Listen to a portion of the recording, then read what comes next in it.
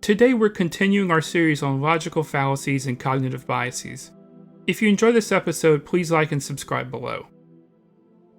Today we're covering two related mistakes in reasoning. One is a bias and one is a logical fallacy. The bias that we'll be covering is the false balance bias. This bias happens across media platforms, such as television and the radio. It occurs when a journalist presents two sides of an issue as being co-equal and worth your time, when in fact, one is legitimate and one is not. To me, this seems to most frequently happen with the issue of climate change. They'll sit a climate denier across from a climate scientist, and they'll have the two sides sit there and argue it out. The problem with this is that the two sides are not actually equal, and viewing them as so creates deep confusion and misinformation. Climate science, as it has been shown by social science research, contains a very robust consensus on climate change. It's happening, mankind's responsible for it, and it's not going to be good. This consensus, depending on which historical or social science article you look at, is between 95 and 100%. Thus, having a climate scientist sit across from a climate denier misinforms the public and creates the illusion that the issue is 50-50. If journalists wanted to have this issue accurately duked out on TV and not have it misrepresent the science, then you'd have to have something like 97 scientists arguing with 3 deniers. This bias is also sometimes committed with issues such as evolution and the safety of vaccination. A good example of this is creationism's Teach the Controversy campaign. Since their plans to replace evolution outright with creationism had consistently failed in the courtroom, they came up with a new strategy. This was to teach both evolution and a watered-down version of creationism known as intelligent design in the classroom and let the students make up their minds. Besides the obvious problem that high school and middle school children simply lack the expertise to decide which is correct, there is another fundamental problem with this. That is simply that evolution and intelligent design creationism are not equal opposing views. Evolutionary biology is science, and it is backed by an overwhelming consensus. Contrary to this, intelligent design creationism is pseudoscience and is outright rejected by working biologists. Just as in the case with global warming and evolutionary biology, vaccination safety is sometimes presented in this manner.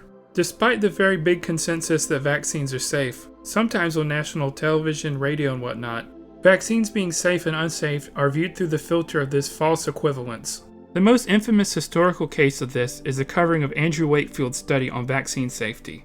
Despite Wakefield being on the side of pseudoscience, they let him present his ideas as though they were a legitimate alternative to the idea that vaccines are safe.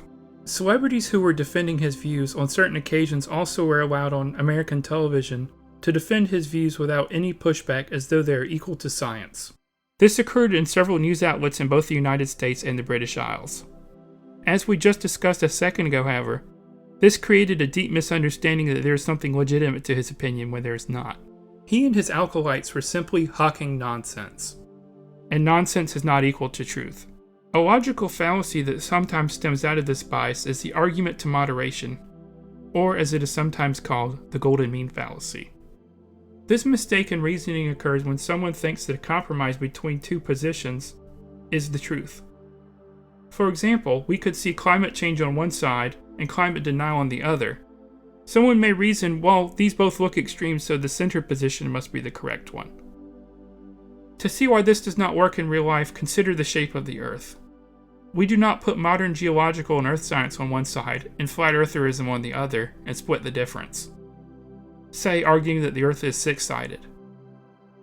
This position is almost as baloney as the flat Earth position and is not true. Many people who mean quite well commit this fallacy all the times when it comes to politics.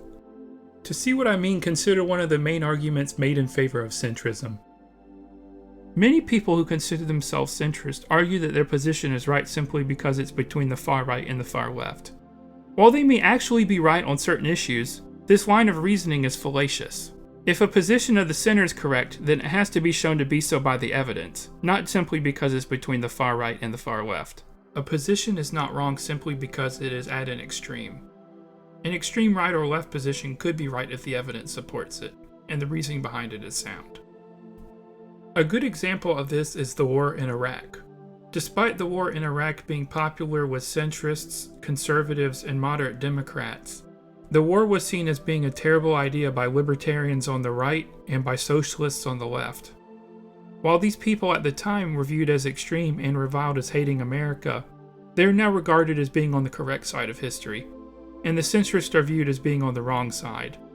My apologies for using such an explicitly political example. I just couldn't think of another one which fit the case so well. And with that said, this concludes this episode.